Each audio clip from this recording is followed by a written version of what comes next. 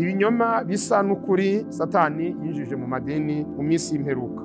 Ni ikinyoma kwitiranya urusaku n'ububyutse. Twararwaye, twaranduye, twamaze kwandura virusi yaratwatatse, dufite virusi ikomeye cyane yo kwitiranya icyunzwe cy'umubiri, icyuya cy'umubiri n'amavuta y'umwuka wera. Kuva mu rusengero abantu bumva ko Imana itavuze, kuko nta muhanuzi wahanuye, wagiye mu ndimi ngo ahanure, bakavuga bati yo uyu munsi Imana ntabwo yavuze. Gusenga everyday, gusenga buri munsi. Nusenga uzanesha. Nunanigwa gusenga uzaneshwa. Senga. Kakwihebura kandi reka kurira. Yayindi yatura rataro bijyanyene. Reka kwihebura kandi reka kurira. Yayindi yahungana ana bijyanyene bijya.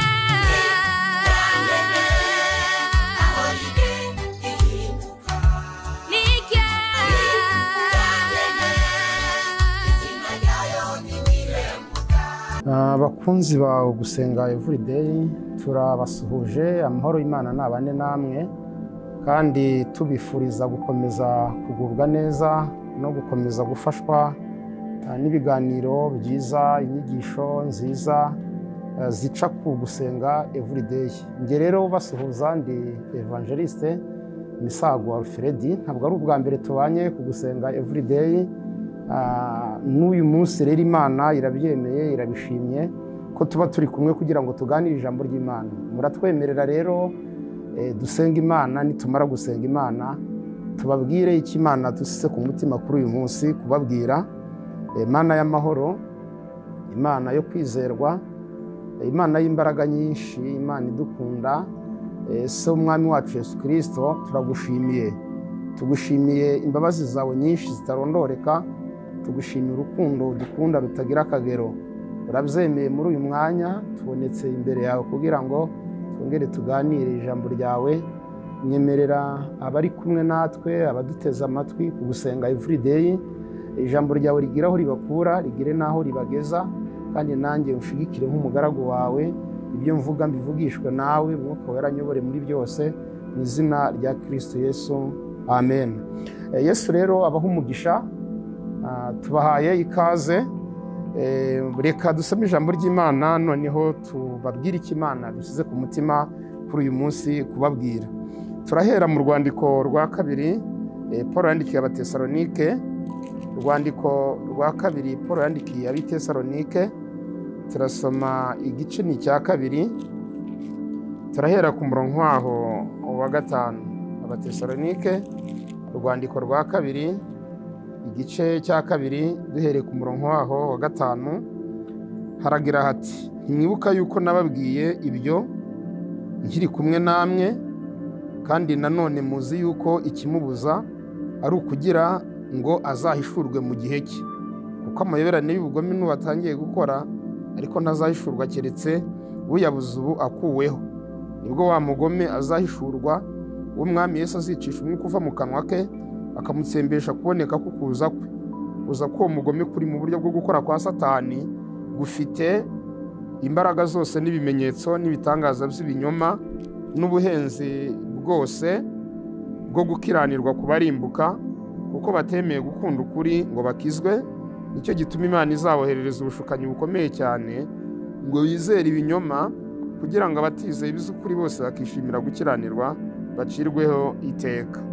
Reka turebe n'andi magambo mu Bakorinto, urwandiko rwa kabiri Pawulo yandikiye Abikorinto, igice k'11 umurongo w'14. Abakorinto urwandiko n'urwa kabiri igice k'11 umurongo w'14 haravuga ngo: kandi ibyo si igitangaza ko na Satani ubwe yihindura nka marayika w'umucyo. Nuko rero ubwo bimeze bityo, ntibyaba igitangaza kugira ngo abakozi be nabo bigire nk'abakozi bagabura ibyo gukiranuka, iherezo ryabo rizahwana n'imirimo yabo. Dusubikire muri Timoteyo, urwandiko rwa kabiri igice cyaho cya 3 umurongo w'13. Uru rwandiko Paul yandikiye Timoteyo igice cya 3 umurongo w'13 haragira hati kandi abantu babi n'abiyita uko batari bazarushaho kuba babi bayobywa, kandi abantu babi n'abiyita uko batari bazarushaho kuba babi bayobywa. Imana yacu idufashe cyane. Ngibi byanditswe tugiye kwifashisha tuganira ijambo ry'Imana muri uyu mwanya.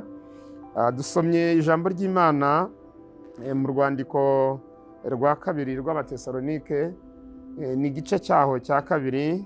Twasomye duhereye ku murongo waho wa 5. Ni amagambo Pawulo yabandikiye, ariko kandi aza kuyabandikira nk'igisubizo cyangwa se nk'umuti wo kubafasha, nk'igisubizo cyagombaga kubafasha ku kibazo cyari kimaze kuvuka. Ni ikibazo kigendanye n'ubuyobe bari bamaze kwakira ab'Itesalonike, bugendanye no kwibeshya ku munsi wo kugaruka kwa Yesu Kristo, aho bamwe bari bamaze no kwirara no kumva ko nta kintu bakabaye bagikora, kuko umunsi wo kuza k'umwami wacu waba waramaze gusohora. Ku basomyi ba Bibiliya ni naho yaje kubandikira, arababwira ngo ku mpamvu z'uko abantu benshi bigize abanebwe bakareka gukora, bavuga ko umunsi wo kuza k'umwami wacu Yesu Kristo wamaze gusohora, niho yavuze uti noneho rero mu rwego rwo kugira ngo iyo myumvire ibashiremo, ibyo bitekerezo bibashiremo, uhereye none umuntu udakora ntakarye.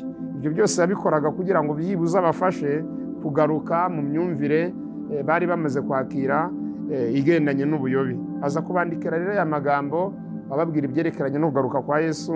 Arababwira ati rero nubwo bimeze bityo, kugaruka kwa Yesu nibyo Yesu azaza, igihe kizagera agaruke, ariko mu kugaruka kwe kuzabanzirizwa no guhishurwa kw'amayoberane y'umugome.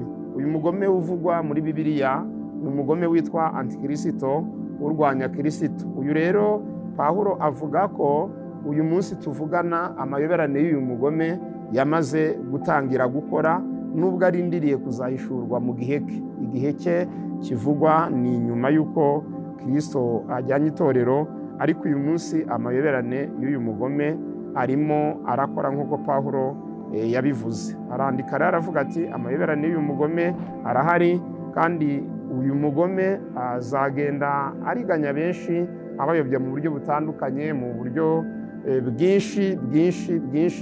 Yesu we muri Matayo mu gice cya 24 yavuze ko uyu munyabugome azagera ku rwego ashobora kuyobya n'intore niba abishoboka.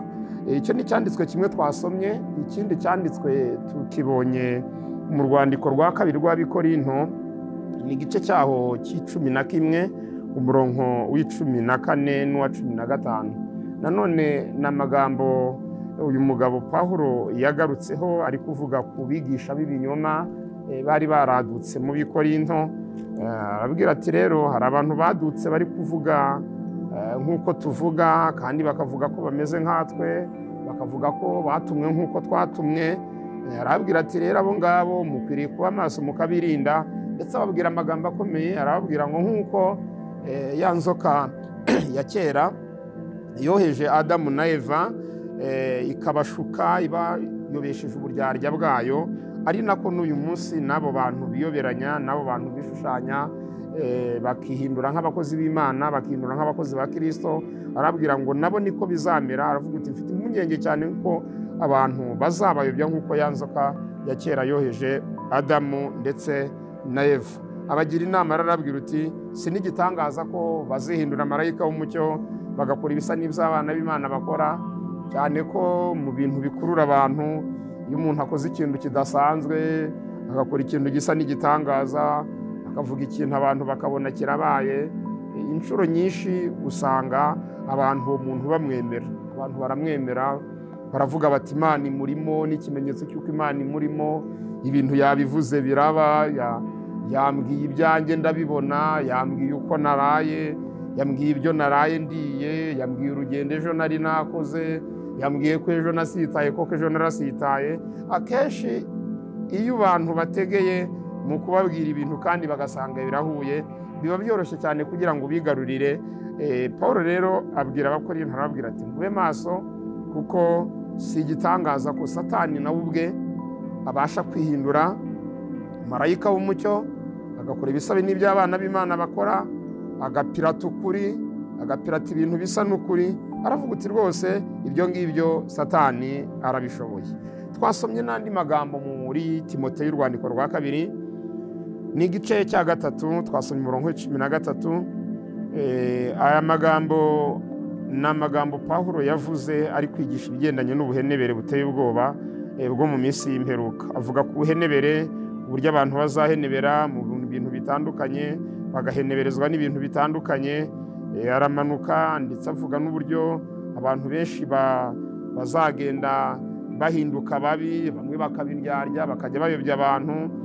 Anavuga n'amagambo akomeye, aravuga ngo nk'uko Yana na Yambure. Iyo dusomye ku murongo w'8 yaravuze ngo nk'uko Yane na Yambure, aba ni abakonikoni b'abapfumu bari bari mu Egiputa mu gihe Mose yajyaga gukura Abisiraheli mu Egiputa. Aba barwanije Mose ku rwego rwo hejuru, kugeza ubwo Mose yakoraga igitangaza nabo bakagikora. Abantu bakavuga bati yo, none se ko ibyo Mose ari gukora na bano bari kubikora nta kidasanzwe. Burya baramurwanije, ariko biza kugera ku gitangaza kimwe, ikimenyetso kimwe Mose agikoze, barakigerageza birabananira. Bibananiye baravuga ngo ibi bintu bikozwe n'urutoki rw'Imana. Noneho Pawulo yandikira Timoteyo aramubwira ngo nk'uko Yane na Yambure barwanije Mose, niko n'abo bagabo barwanya ukuri, abo n'aba bononekaye mu bwenge badashimwa ku byo kwizera. Aravuga ngo ariko ntibazabasha kurengaho, kuko ubupfu bwabo buzagaragarira abantu bose nk'uko ubw'aba bandi nabwo bwagaragaye. Pawulo rero abwira Timoteyo, aramubwira ati kandi abantu babi, abiyita uko batari, bazarushaho kuba babi, bayobya kandi banayobywa, bayobya kandi banayobywa. Aha rero niho tugiye guhera tubabwira insanganyamatsiko, intego nyamukuru y'ubutumwa twabazaniye, Imana dusize ku mutima. Twahawe ubutumwa bugira buti ibinyoma bisa n'ukuri Satani yinjije mu madini mu minsi y'imperuka. Ibinyoma bisa n'ukuri Satani yinjije mu madini mu minsi y'imperuka ni byinshi, ariko muri aka kanya twashimye kubabwiramo ibinyoma bigera kuri 3 bisa n'ukuri. Dukoresheje ijambo bisa n'ukuri. Ubirebye udashishoje wabona bisa n'ukuri. Ubirebye udashishoje, cyane ko hari ibintu ureba ugakonfirima ukavivura ko ari ukuri, ariko wabyegera ugasanga nta kuri, ni ikinyoma. Hari ibintu biba bimeze nka cya giti Kristo yarebeye kure cy'umutini. Igiti ngo yakirebeye kure, abona kirashamaje, abona gifite amababi meza, abona gifite amashami. Aravuga ati nta kabuzi iki giti gifite imbuto. Hari ibintu urebera kure ukabona ni ukuri, ukabona bisa n'ukuri, ariko wabyegera, washishoza, wakitonda, ugasanga bya bintu burya ntabwo ari ukuri, ahubwo ni ikinyoma. Niyo mpamvu bana b'Imana mudukurikiye ku gusenga everyday, mu minsi nk'iyi y'imperuka biradusaba kujya dushishoza, biradusaba gushishoza, biradusaba kuba maso, nta bintu byo guhubuka, biradusaba kwitonda. Ijambo ry'Imana rigaruka kenshi ridusaba kwitonda, kubanza kugenzura, tukamenya ibyavuye ku Mana, kutizera imyuka yose, tukabanza tukayigerageza, tukamenya iyavuye ku Mana. Ibyo byose nta yindi mpamvu, ni ukugira ngo na bya bindi bisa n'ukuri wareberaga kure ukabona bisa n'ukuri, ubyegere, witonde, ushishoze, ubyegere, noneho uze kuza kumenya ko burya cyari ikinyoma kitari ukuri. Reka rero tubabwire ibinyoma bisa n'ukuri Satani mu mayoberano akomeye mu minsi y'imperuka yinjije mu madini, yinjije mu matorero atandukanye muri iyi minsi y'imperuka. Ndahera ku kinyoma cya mbere gikomeye cyane gisa n'ukuri, ni ikinyoma kwitiranya urusaku n'ububyutse. Iki kinyoma bakunzi bacu tubana umunsi ku munsi ku gusenga everyday, iki kinyoma mucyumve cyane, mucyumve, muzanafata n'umwanya wo kukigenzura. Natwe twafashe umwanya turanasenga Imana, Imana iraduhishurira, ibindi turanabyibonera, tubibonesha amaso. Kwitiranya urusaku n'ububyutse. Urusaku n'ububyutse ni ibintu bibiri bitandukanye. Ijambo ububyutse, igisobanuro cy'ububyutse ni ukubyuka. Kubyuka, abantu bari basinziriye barabyutse, abantu bari bari mu ntege nkeya bavuye mu ntege nkeya, bagize imbaraga. Abantu bari baraguye babyutse, abantu bari baragiye kure y'Imana bongeye kugarukira Imana, abantu bari bari mu ubuyobe babuvuyemo. Icyo nicyo gisobanuro cy'ububyutse. Ariko iminsi y'imperuka hari ikinyoma gikomeye gisa n'ukuri Satani yinjije mu madini cyitwa kwitiranya urusaku n'ububyutse, kwitiranya urusaku n'ububyutse. Amagambo yavuzwe n'umwami wacu Yesu Kristo mu gitabo cy'imi mu butumwa bwiza bwanditswe na Matayo mu gice c'11 murongo 19, Yesu yavuze ko ubwenge bwerekanwa n'imirimo yabo. Yaravuze ngo ubwenge bwerekanwa n'imirimo yabo. Yewe ndetse na Salomo mu gitabo cy'imigani 20:11 nawe yagarutse yavuga ngo niyo umuntu yaba ari umwana amenyekanira mu zakora. Musukuri umuntu ureba kure, umuntu ushishoza, umuntu usoma ijambo ry'Imana, umuntu ukuze mu by'umwuka, ntabwo yarakwiye kwitiranya, ntabwo ashobora kwitiranya urusaku n'ububyutse. Urusaku n'ububyutse ni ibintu bibiri bitandukanye. Ariko muri iyi minsi y'imperuka Satani yahumye abantu amaso kugera ku rwego bafata urusaku bakarwita ububyutse. Ahantu hari urusaku, ahantu bavugije utururu, bashyize utururu ku munwa, ahantu bavugije amafirimbi, ahantu babyinnye induru zikavuga, ahantu bahonze ingoma cyane, ahantu bavugije ibyuma cyane, amabuye atakenda gusambuka, abantu baravuga bati ububyutse buri runaka buraca ibintu, runaka hari ububyutse ibintu bizakomeye. Ariko wahegera, wajya kureba, wafata umunzani upima ububyutse ugasanga mu by'ukuri ntabwo ari ububyutse, ahubwo ni urusaku. Ni ibintu bimeze nk'ibisazi, ibintu by'urusaku, ibintu by'induru, ibintu by'urwamo, ugasanga icyo abantu bise ububyutse ni urusaku. Ububyutse budaha abantu kwihana, ububyutse budaha abantu gusabana imbabazi aho bahemukiranye, ububyutse butazana abizera bashya baze kuri Kristo bamenye umwami Yesu bakire umujinya uzatera, ububyutse budaha abantu kugira urukundo ngo bakundane, abantu babana amahoro, abantu bafashanye. Ubwo ntabwo ari ububyutse, ni ibintu by'urusaku biri aho ngaho, ni ibintu by'induru. Satani agenda ajijisha abantu umunsi ku munsi kugera ku rwego bitiranya urusaku n'ububyutse. Icyo Satani ashaka ni uko abantu baguma muri icyo kinya. Hano mu nyemerere nkoresha ikinya, ni uko ashaka ko baguma muri icyo kinya cyo kumva ko bafite ububyutse, noneho ntibagire igitekerezo cyo gusaba Imana ububyutse nyabubyutse bufatika. Kuko Imana yacu ni Imana usenga ikagusubiza ku cyo uyisabye, iyo usenze bigahuza n'uko ushaka.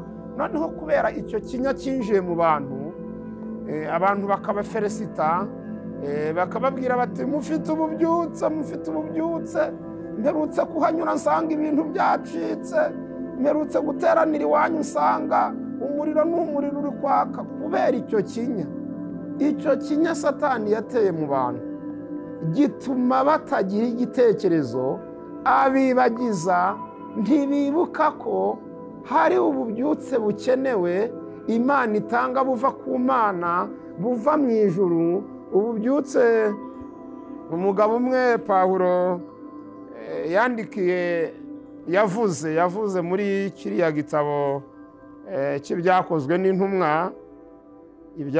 n'intumwa, hari ububyutse Pawulo yavuze ashaka kugaragaza aho buturuka ndetse n'ikibuzana. Ari kuvuga ngo abantu bakwiriye kwihana, noneho bamara kwihana iminsi yo guhembuka ikabona ukwiza iturutse ku Mana. Yaravuze uti rero abantu bakwiriye kwihana, bamara kwihana bakabona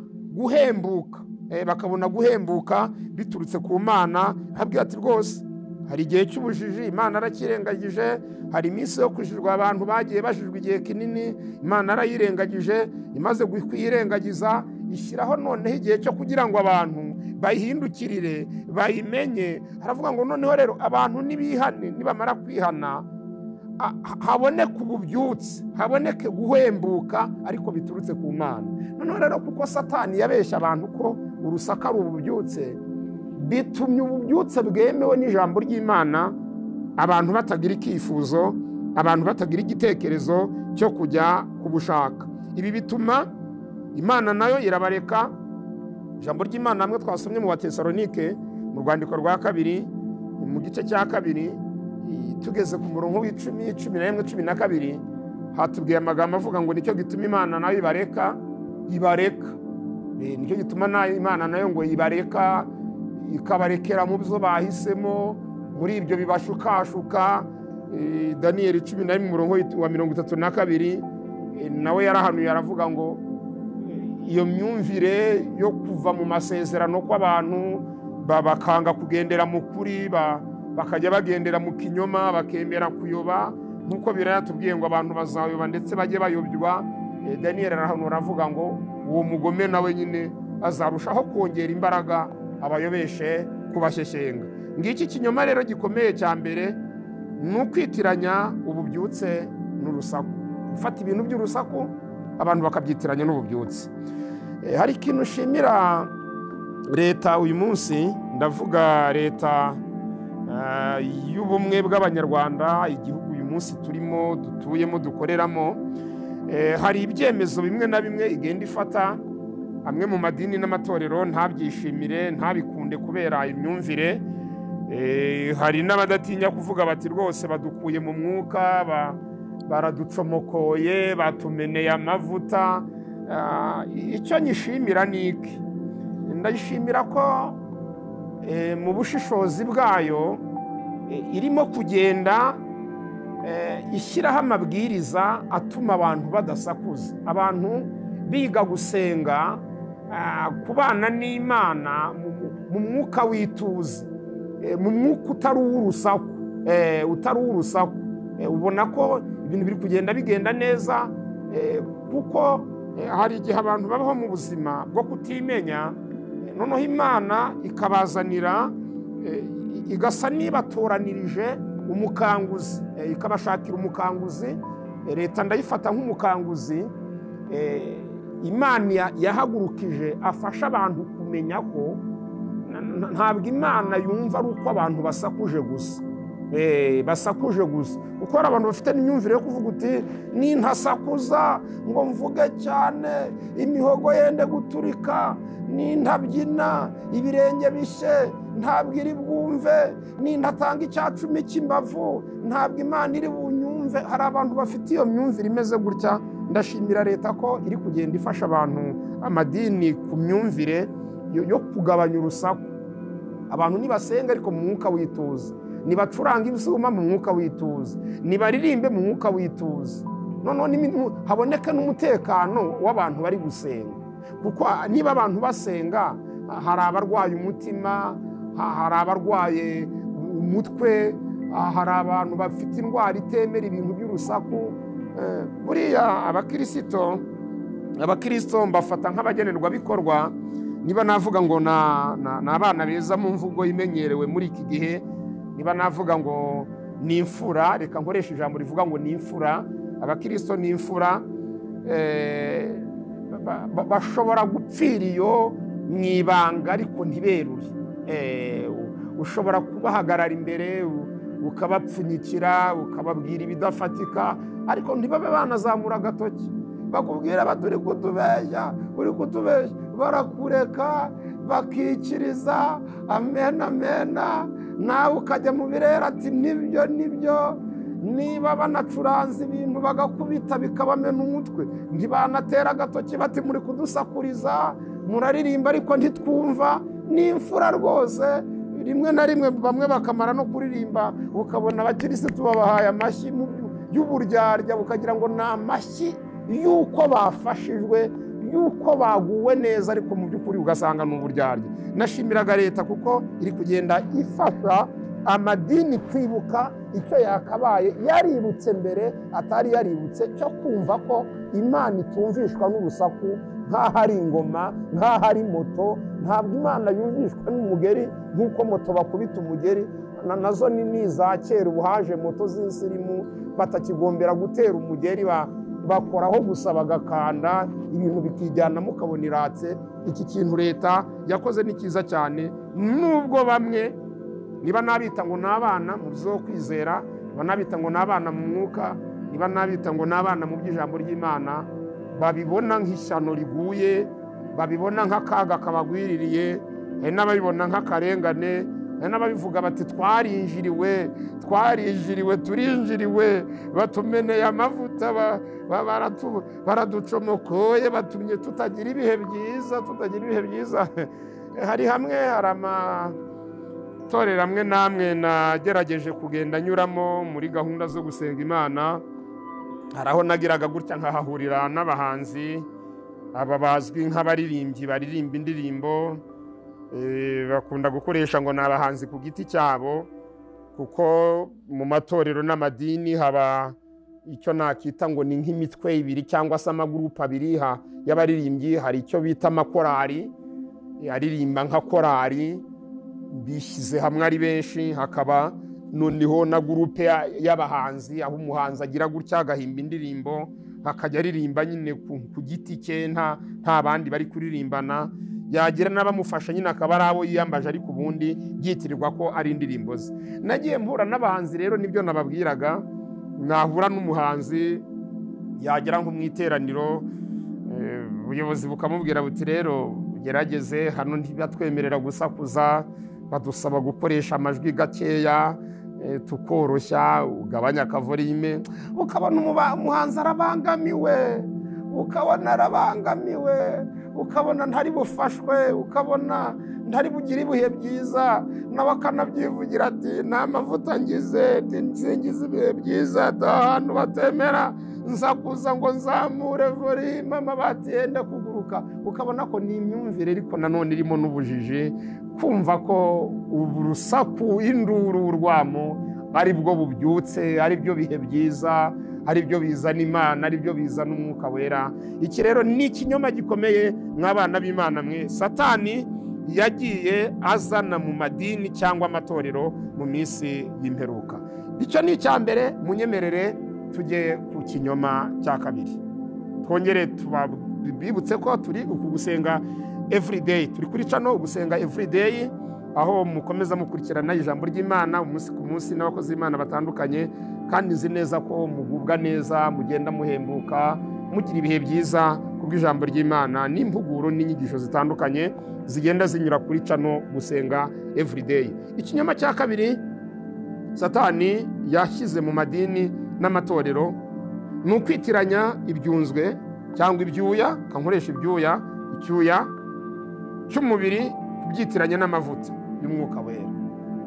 Gufata icyuya cy'umubiri abantu bakacyitiranya n'amavuta y'Umwuka Wera, kuko umuntu yavuze umubiri ukaba amazi, kuko umuntu yavuze aka gashati nambaye kakaba amazi, iri kote nambaye rikaba amazi, iyi pataro nambaye ikaba amazi, abantu bakavuga bata amavuta n'ikimenyetso arimo kumeneka, dore amavuta arimo kumeneka. Cyakora niba ari ay'ubutoyo cyangwa se ay'ibihwagari ho ndabyemera, kuko iyo umuntu yariye menshi hari igihe agira ibinure, noneho yavuga umubiri ukuzura amazi, yavuga amazi agashoka. Niba ari ay'ubutoyo wenda nabyumva, niba ari ay'ibihwagari nabyumva, umuntu naba narariye noneho navuga amazi akaza, nazamuka aterera nkagira icyuya. Kandi mbibutse ko icyuya bifitanye isano n'uko umuntu ateye, uko umuntu aremye.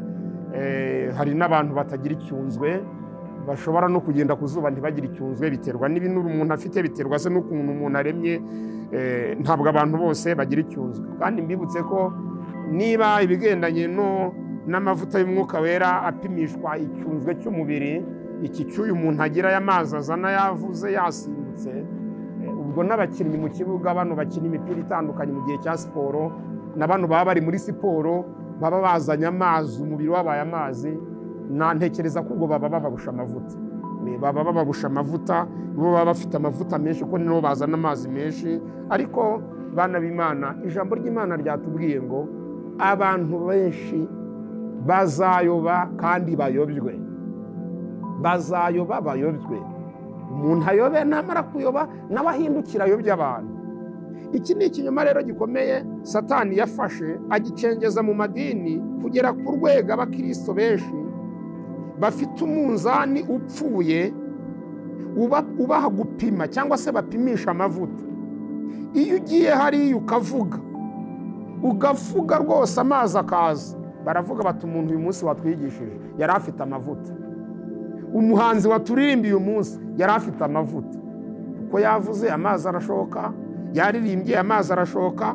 Noneho wakigisha utuje muri wa muhamagaro. Bibiliya iravuga mu rwandiko rw'Abakorinto rwa 12 umurongo wa 4 ku bigendanye n'impano za Mwuka Wera. Bibiliya ivuga ko hariho uburyo bwinshi hari impano z'uburyo bwinshi, ariko umwuka n'umwe. Hari uburyo bwinshi bwo kugabura iby'Imana, ariko umwami n'umwe. Hariho uburyo bwinshi bwo gukorera Imana, ariko Imana ni imwe ikorera muri bose. Umuntu wese agenda yerekanwa kugira ngo abantu bafashwe. Noneho iyo babonye umuntu uvuga buhoro, ufite umuhamagaro, ufite impano yo kwigisha buhoro, yo kuvuga atuje, baravuga bati uyu muntu nta mavuta afite ijambo ariko nta mavuta. Ibi bigahita bikwereka ko twararwaye, twaranduye, twamaze kwandura virusi yaratwatatse. Dufite virusi ikomeye cyane yo kwitiranya icyunzwe cy'umubiri, icyuya cy'umubiri n'amavuta y'Umwuka Wera. Bantu mudukurikiye ku gusenga everyday, Satani afite uburiganya bukomeye cyane mu minsi y'imperuka. Niba koko amavuta y'Umwuka Wera afite ahuriye n'ibyuya by'umubiri, nawe udukurikiye rwose uremwe mu buryo ugira amazi, ugira ibyuya by'umubiri, aya mazi agashoka, uri kugenda, uri kuvuga, niba utari n'umuvugabutumwa, niba utari n'umwigisha, niba utari n'umushumba, rwose waracitswe, waza ukishakira akazi rwose, kuko nta yandi mavuta waba ukeneye. Nta yandi mavuta wakenera rwose, kuko ahakenewe urayafite rwose. Niba amavuta y'Umwuka Wera ari ibibyunzwe by'umubiri abantu bazana, ari aya mazi y'umubiri, rwose nawe rwose udafite izo nshingano, ukaba ugira ibyuya rwose, waracitswe, ahubwo ngwino wifatira akazi rwose. Nta yandi mavuta waba ukeneye. Ubona yababwiye ngo icyo ni ikinyoma gisa n'ukuri. Satani ashukisha abantu, Satani yinjije mu bantu kugera ku rwego abantu bayoba bakayobywa. Kandi mbibutse ko iyo umuntu bamushutse, iyo umuntu bamubwiye ngo asa neza kandi asa nabi, yibagirwa kugenzura niba asa neza, niba asa nabi byibuze ngo abikosore. Iyo umuntu anyogeje akambwira ngo mfite amavuta kandi ntayo, ari ukumbeshya. Sinibuka no kujya gushaka amavuta y'ukuri. Pita mbaho nyine nkaba umunebwe, nkavuga ntiyo ko nyafite se, ko bose birirwa bambwira ngo mfite amavuta, andi njya gushaka se nayiki. Ngizi ngaruka zikomeye zituruka kuri ibi binyoma bisa n'ukuri. Nakabaye nsenga Imana ikampa amavuta, nakabaye mba hafi y'Imana ikampa amavuta, ariko kubera ko navuze umubiri ukaba amazi, ngasimbuka amazi agashoka, bagakoma amashyi amavuta, nanjye nagiye mu birere, nagiye mu bicata, amavuta aruzuye, kugera ku rwego niyibagirwa gushaka amavuta nyamavuta ari ukuri y'Umwuka Wera, aho umuntu guhishurirwa, aho umuntu kumenya, aho umuntu kugira ubwenge, aho umuntu kujijuka. Ibyo nkabyibagirwa, nkaguma muri icyo kinya n'uwo munyenga ngo mfite amavuta kandi ari ikinyoma gisa n'ukuri, kubeshya abantu ko bafite amavuta nyamara ari ibyunzwe by'umubiri. Ikinyoma gikomeye cyane. Iyi ni imyumvire yateye abigisha bamwe bari barahamagawe batanga ubutumwa batuje. Iki kinyoma kimaze kugira imbaraga mu bantu, nabo bageze ku rwego bigana abasakuza. Baravuga bati oke, ubwo noneho ubwibanga riri mu kuvuga amazi akaza, ubwibanga riri mu gusakuza, ubwo password ari ukuvuga icyuya kikaza, reka nanjye mpindura uburyo mere nk'abandi. Ibi mbabwira mbifiteho ubuhamya. Muri 2019 hari haradutse hasagana ku isoko ry'ivugabutumwa, reka nkoresha iyo mvugo. Hari umwuka cyane wo gusatura, umwuka bamwe bita ngo ni ugusatura, abasatuzi icyo gihe noneho iyo utavugaga ngo uvuze urwamo usimbuke uvune intebe wirukanke uzunguze imishwari unyure mu bantu bamwe bakubita inshyi ugire gute ubanyeganyeze bakoraneho baravugaga bati wowe urafinina nta mavuta ufite ntawe uzagutumira nta mavuta ufite. Noneho nza kugira igitekerezo kimwe ntangiye umwaka 2019 navuga nti ariko nahinduye uburyo nkakorera mu mavuta agezweho ku isoko nk'abandi kuko ubusanzwe njye mu muhamagaro wanjye bantu baranzi abanzi nigisha ntubuje niko nahamagawe kandi nta nubwo nenda no kubihindura kuko sinjye ubyiha. Ndavuga nti ngiye gukorera mu mavuta agezweho ku isoko nza kugira iteraniro rimwe rero njyamo ryari ryo kugaragarizamo umuti uwo munsi. Ndavuga nti ngiye kugaragaza umuti ndebe kuzakora nza gusoma ijambo ry'Imana rimwe riba mu itangiriro rivuga ku kiganiro Labani yagiranye na Yakobo ubwo Yakobo yaravuye kwa nyirarume Labani Rasheli akaza kujyana ibigirwamana bya se Isakaza kubakurikirana mu nzira amaze kubisaka bibuze kuko Rasheli yabyicariye. Hari ijambo Yakobo yabwiye Labani aramubwira ngo Imana ya data ya Aburahamu na Isaka bubahaga yitaza kuba yakugendereye iri joro ngo igukangare ntabwo wabuze kunsezerera amaramaza ariko Imana yagukangaye.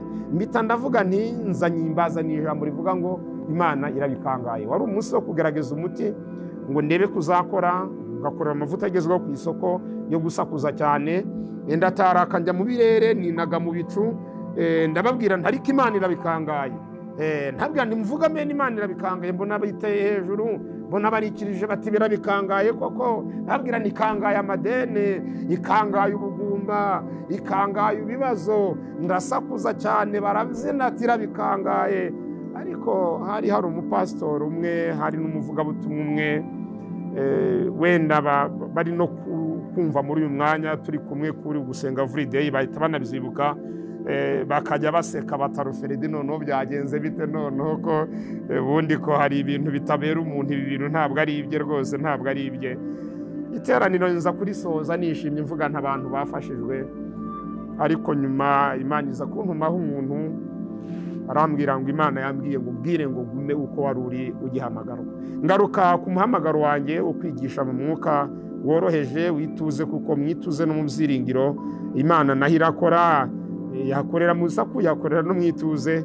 Ubwo nsubira ku muhamagaro wanjye nari mbabwiye ko kubera iki kinyoma cyo kwitiranya urusaku n'ububyutse kwitiranya amavuta ibyunzwe by'umubiri n'amavuta y'umwuka wera byatumye abantu bigishaga batuje bavugaga ubutumwa batuje baririmbaga batuje nabo biga gusakuza no kuvuza induru ngo amazi ashoke ku mubiri ngo abantu bemere ko bafite amavuta. Icyo ni ikinyoma bana b'Imana Satani ari kugenda ariganyisha abantu mu bihe by'iminsi y'imperuka. Muranyemerera tuvuga ikinyoma cya gatatu ari nacyo twapanze gusorezaho uyu munsi turi kuvuga kuri iyi nyigisho kuri ubu butumwa buvuga ngo ibinyoma bisa n'ukuri Satani yazanye mu madini n'amatorero mu minsi y'imperuka mu buriganya bukomeye mbere y'uko Yesu Kristo agaruka gutwara itorero. Ikinyoma cya gatatu gisa n'ukuri nukumvisha abantu ko niba babaye mu rusengero ntibumve ijwi ry'ubuhanuzi umuhanuzi yahanuye gutaha bavuga ko Imana itavuze. Kuva mu rusengero abantu bumva ko Imana itavuze kuko nta muhanuzi wahanuye wagiye mu ndimi ngo ahanure bakavuga bati yo uyu munsi Imana ntabwo yavuze. Hahandi umuntu ashobora no kugera mu rugo abasigaye mu rugo bakamubaza bati se mwagize ibihe byiza Imana yavuganye namwe uyu munsi bati twasenze ariko uyu munsi ntabwo Imana yavuze. Kandi ijambo ry'Imana ryigishijwe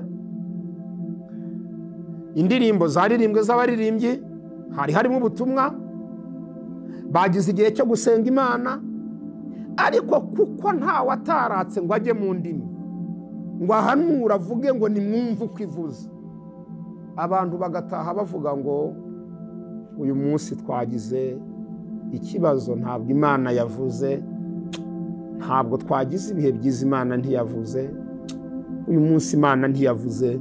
Bakristo mudukurikiye uyu mugoma afite amayeri menshi yo kuyobya abantu. Ntabwo ikimenyetso cy'uko Imana yavuze ari uko umuhanuzi yagiye mu ndimi agahanura. N'ubu turi kuvugana Imana iri kuvuga, ibi turi kuganira ni ijambo ry'Imana si iryacu. Imana ivugira mu ijambo ryayo. Imana wayumvira mu ndirimbo z'abaririmbyi bari kuririmba. Imana wayumvira mu masengesho urimo gusenga, Imana wakumva Imana. Imana wayumvira mu nzozi. Imana ivugira mu buryo ahantu henshi. Ntabwo ikimenyetso cy'uko Imana yavuze ari uko umuhanuzi yagiye mu ndimi agahanura. Icyo ni ikinyoma gisa n'ukuri Satani yabeshya abantu. Umwami Imana nabishimire. Iyi ni cano gusenga everyday. Nge ndi Evangeliste Misago wa Rufredi. Umwami Imana yahaye ubutumwa uyu munsi kugira ngo tubagezeho, tubafashe kugenda mutahura, muhishura, mumenya ibinyoma bikomeye Satani ari kugenda yinjiza mu madini n'amatorero mu minsi y'imperuka. Munyemerere nanzure mbabwira nti turagira inama abakristo nk'abagenerwa bikorwa kuba maso, kuko amayoberane y'umugome ubu yabaye menshi. Mube maso, musabe Imana amaso y'Umwuka Wera abafasha kugenzura, kurobanura ukuri ndetse n'ikinyoma. Icya kabiri, turasaba abigisha, abavuga butumwa, abantu bari mu muhamagaro wo kuvuga ubutumwa, nimugume uko mwari muri mugihamagarwa. Wishaka guhindura uburyo wakoreshaga ngo nuko ngo ku isoko hari urusaku rw'uko ufite amavuta ruhasakuje. Niba arahamagawe uvuga utuje, vuga utuje, abantu bazumva ijambo ry'Imana, kizatuma abantu batumva ubutumwa bwiza. Turagira inama abayobozi b'amatorero bashumbye amadini, amatorero, ntabwo ububyutse ari urusaku. Urusaku n'ububyutse biratandukanye rwose. Turabagira inama nimutandukanye urusaku n'ububyutse. Ububyutse buzanwa n'Imana, buzanwa n'Umwuka Wera. Ububyutse buzanwa nuko abantu baretse ibyaha bagahembuka mu mitima, Umwami Imana akabagenderera, abantu bagakizwa, abantu bakihana, abantu bagasabana imbabazi aho bahemukiranye, abantu bakagirana urukundo, bakabana amahoro, bagafashanya. Icyo nicyo bita ububyutse. Mu itorero rya mbere habayemo ububyutse, abantu basangira ibyabo, abantu barafashanya, abantu bihanganira ibagerageza. Icyo nicyo bita ububyutse. Mureke rero kwitiranya urusaku n'ububyutse, kandi mwumvire n'amabwiriza leta igenda iduha yuko abantu basenga mu mwuka wituze ko Imana yakumva. Ntimwumve ko ari ukubangamirwa, ntimwumve ko ari ukubakura mu mwuka, ntimwumve ko ari ukubakura mu mavuta. Hoya, nta mavuta babakuyemo, ahubwo ni ukubibutsa icyo mwari mwaribagiwe, ni ukubafasha gukora icyo mwari mwarananiwe kwibwiriza ngo mugikore. Twige gusenga Imana mu mwuka wituze, mu mwuka woroheje.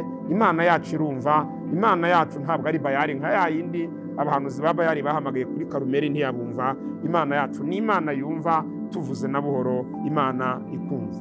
Muranyemerera dusenga Imana, dushimira Imana abanye natwe, dusengere namwe mwese twari turi kumwe mu ijambo ry'Imana, kugira ngo Umwami Imana abafashe kandi abashoboze kurushaho gutahura ikinyoma cya Satani muri iyi minsi y'imperuka.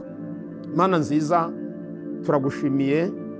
Ijambo ryawe ni ryiza, ni ukuri kandi ni iry'imbaraga. Wongeye kudufasha kumenya ibinyoma bisa n'ukuri Satani yashyize mu madini n'amatorero. Dusengeye umuntu wese wumvisha ubutumwa bwiza, kugira ngo umuhe amaso y'Umwuka amufasha gukomeza gutahura abiyoberanya ndetse n'abishushanya, n'aya mayoberane n'ubu buryarya n'uburiganya bw'umwanzi. Ufite inzara n'inyota wese yo kumenya no guhishurirwa no kumenya ukuri, ubimushobojeje kandi umumenyesha ukuri, kugira ngo abashe kumenya igikwiriye mu gihe gisa n'iki ngiki, kugira ngo ubwo Kristo ugiye kugaruka twese tuzagusanganiye tudafite ikizinga ndetse n'umunkanyari. Komeza nanjye unyambike imbaraga, kandi ukomeze kuvuga ashize amanga mu gihe gisa n'iki ngiki. Kandi n'uyu muyoboro washimye kujyaho gusenga everyday, nawo ukomeze uwuhagarareho, kugira ngo ukomeze uwo muyoboro wo kugeza ubutumwa bwiza ku bantu batandukanye. Reka icyubahiro gikomeze kibi cyawe muri byose, mu izina rya Yesu, amen. Turabashimiye. Amahoro y'Imana abane namwe. mukomeze mubane natwe ku gusenga everyday mukora subscribe, mwandika muri komenti ibyifuzo byanyu, ibyabafashije, ibibazo mutasobanukiwe, naho twabihasanga kandi twabasubiza. Shalom shalom, Yesu nabane namwe, murakoze cyane. Gusenga everyday, gusenga buri munsi. Nusenga uzanesha. Nunanigwa gusenga uzaneshwa. Senga.